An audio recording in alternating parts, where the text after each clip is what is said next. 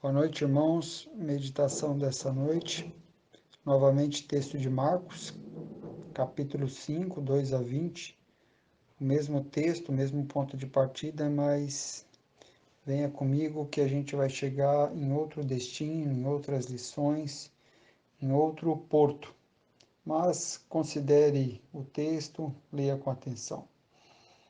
Diz assim: E saindo Jesus do barco, lhe saiu ao seu encontro dos sepulcros um homem com espírito imundo, o qual tinha sua morada nos sepulcros, e nem ainda com cadeias o podia alguém prender. Porque, tendo sido muitas vezes preso com grilhões e cadeias, as cadeias foram por ele feitas em pedaços, e os grilhões em migalhas, e ninguém o podia amansar.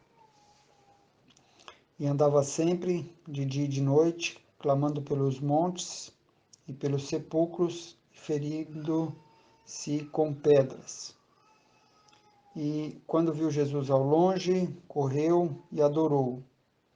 E, clamando com grande voz, disse: Que tenho eu contigo, Jesus, Filho do Deus Altíssimo? Conjuro-te por Deus que não me atormentes. Porque lhe dizia: Sai deste homem, espírito imundo. E perguntou-lhe: Qual é o teu nome? E lhe respondeu, dizendo: Legião é o meu nome, porque somos muitos. E rogava-lhe muito que não os enviasse para fora daquela província, isto é, os espíritos. E andava ali pastando no monte uma grande manada de porcos, e todos aqueles demônios lhe rogaram, dizendo: Manda-nos para aqueles porcos, para que entremos neles. Jesus lhe permitiu. E, saindo aqueles espíritos imundos, entraram nos porcos, e a manada se precipitou por um despenhadeiro no mar. Era quase 2.000, e afogaram-se no mar. E os que apacentavam os porcos fugiram, e o anunciaram na cidade, nos campos, e saíram muitos a ver o que era aquilo que tinha acontecido.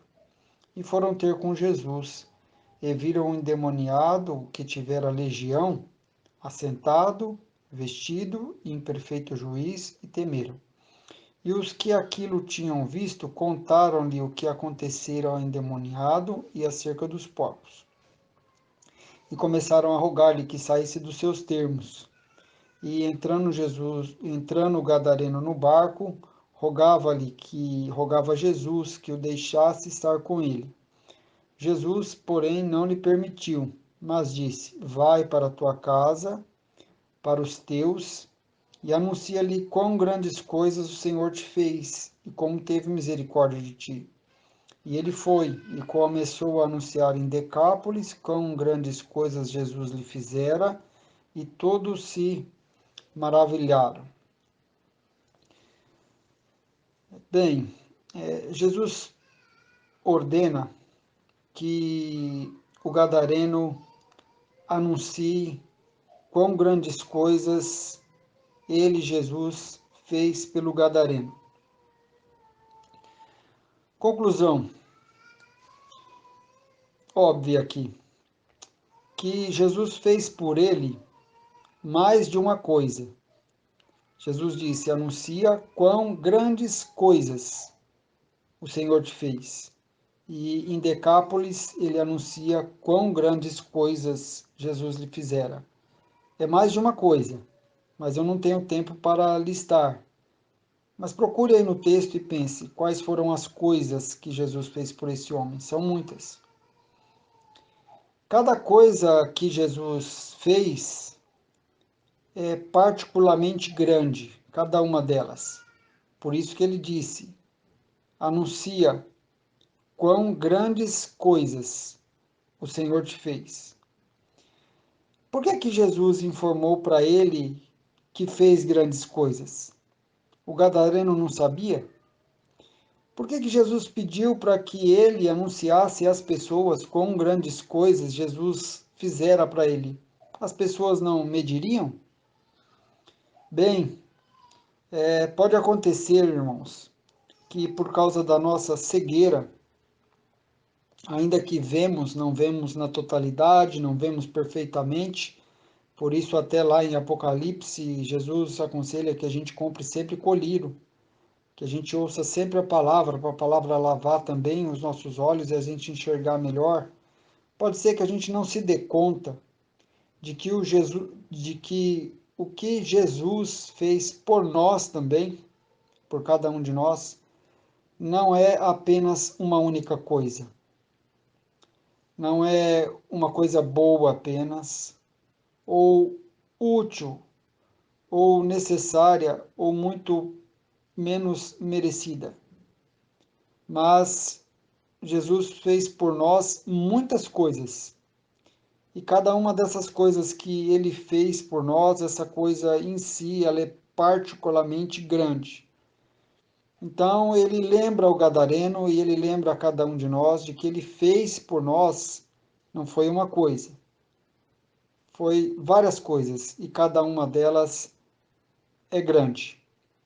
Pode acontecer que a gente ignore, pode acontecer que a gente não meça corretamente, não tenha essa proporção de coisas que ele fez, da grandeza de cada uma delas. Mas pode ser também, e é isso que eu quero com essa mensagem, que o nosso entendimento seja renovado e os nossos olhos sejam abertos e nós possamos ver que não somente pelo gadareno que estava em tal situação, mas também que por nós Jesus, o Senhor, fez grandes coisas. E aí a gente fazer coro com Jesus. Jesus diz: o Senhor fez grandes coisas. E nós dizemos também: o Senhor fez grandes coisas. Eu sei que isso é coisa de crente se falar. Crente fala mesmo que o Senhor fez grandes coisas. Mas há tantas coisas que a gente fala com a boca e não fala mais com o coração. E eu queria levar você a meditar se aí no seu coração você considera mesmo que o que o Senhor fez por você são grandes coisas. Porque se você considerar isso no coração de verdade, não for apenas uma fala, um versículo na sua boca, a tua maneira de viver vai expressar isso. Olha só, Salmo 126, 1 a 3. Diz o seguinte: quando o Senhor trouxe do cativeiro os que voltaram a Sião, nós ficamos como os que sonham. Quando o Senhor trouxe do cativeiro os que voltaram a Sião. E nós também estávamos em cativeiro, no cativeiro do pecado, no cativeiro da condenação, no cativeiro da morte, no cativeiro do inferno, no cativeiro da lei, buscando ser justificado pela lei, ou no cativeiro da ignorância, mas não fomos nós que saímos do cativeiro, assim como ele tirou o povo do cativeiro no Egito e tirou o povo do cativeiro da Babilônia, ele tirou-nos do cativeiro. E aí a gente ficou como os que sonham, o texto diz. E o outro versículo 2 diz assim: então a nossa boca se encheu de riso e a nossa língua de cântico.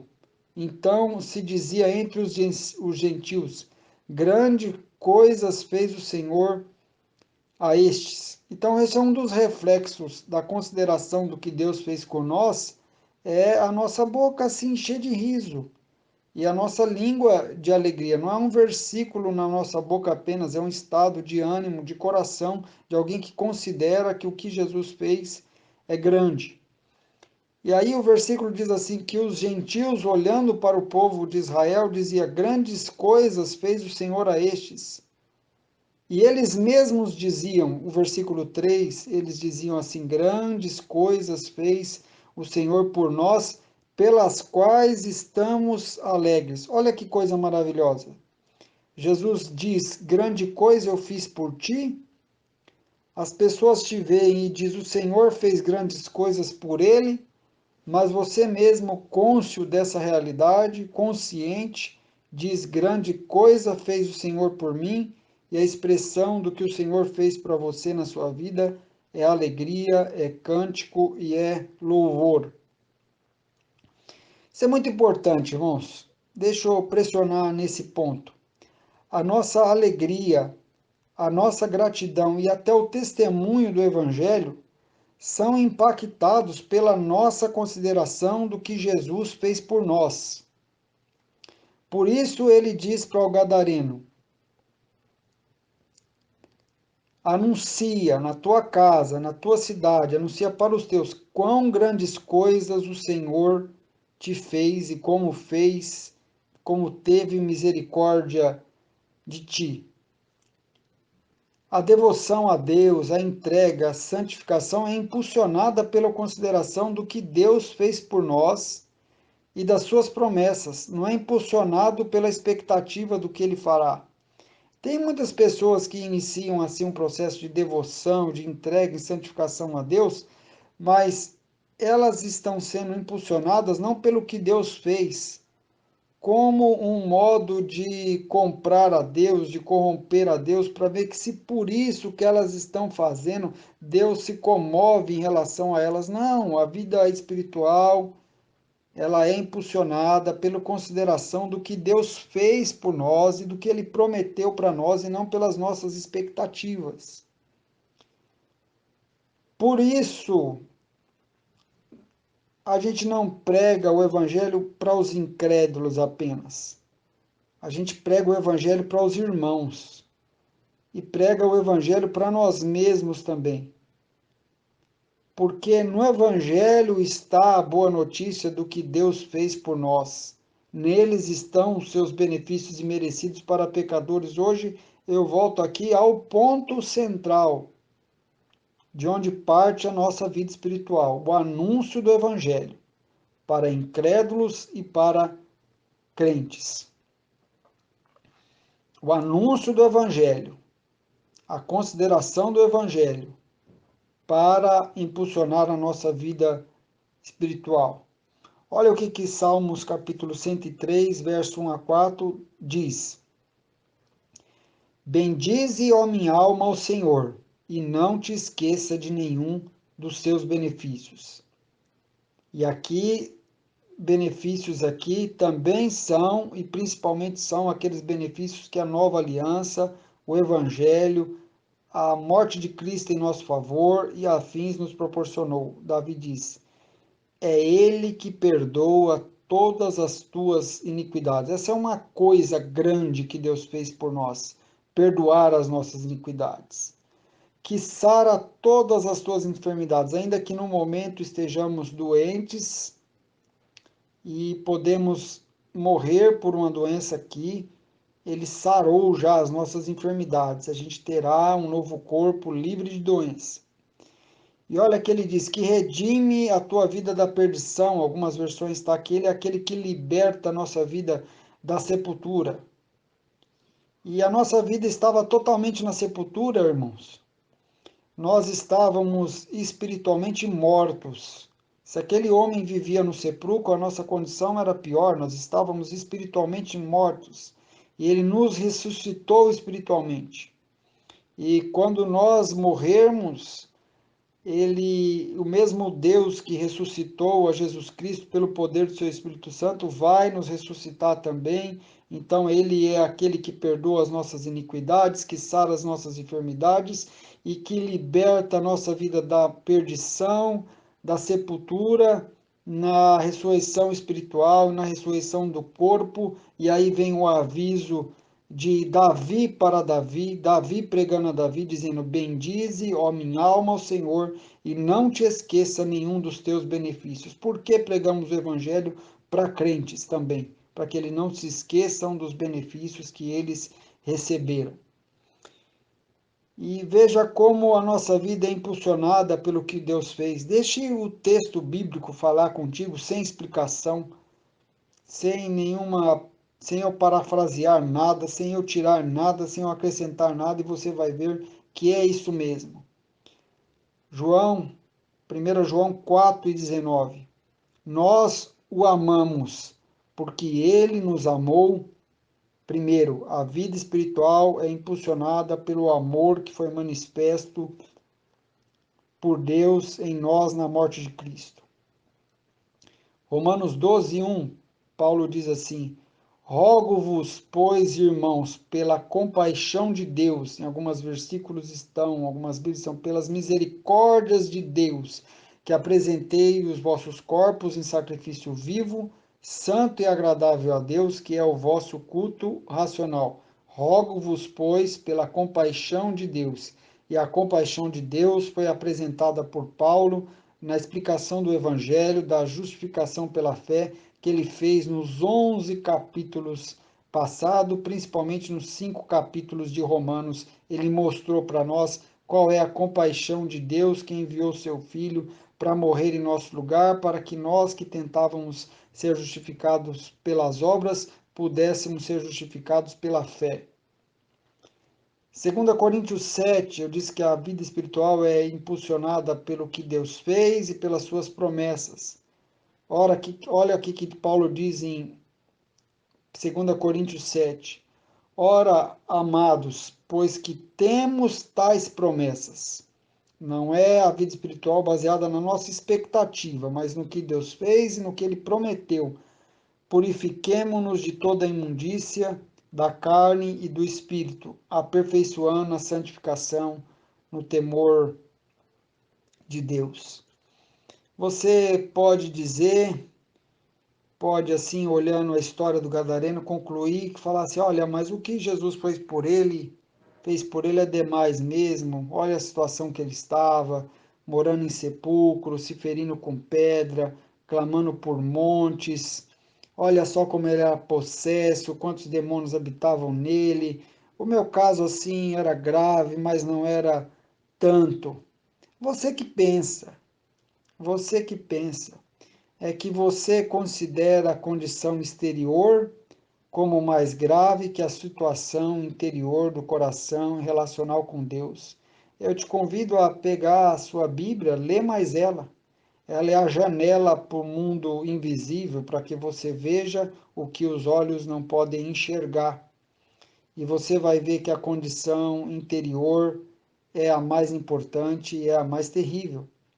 Qual que é a condição interior que você estava, segundo a Bíblia? Ou que você está, se você ainda não veio para Cristo, segundo a Bíblia?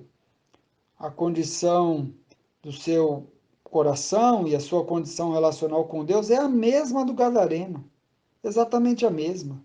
A sua condição exterior pode ser diferente. Por misericórdia de Deus, você não manifestou todo o mal que habita em você, mas a condição interior é a mesma. Coração de pedra, a Bíblia diz, separado da glória de Deus, inimigo de Deus, condenado, morto em delito e pecado, destinado à ira, separado do seu povo, alienado de suas promessas, entenebrecido no entendimento. Essa é a situação que a Bíblia descreve, que pela janela da palavra nós podemos enxergar o mundo espiritual.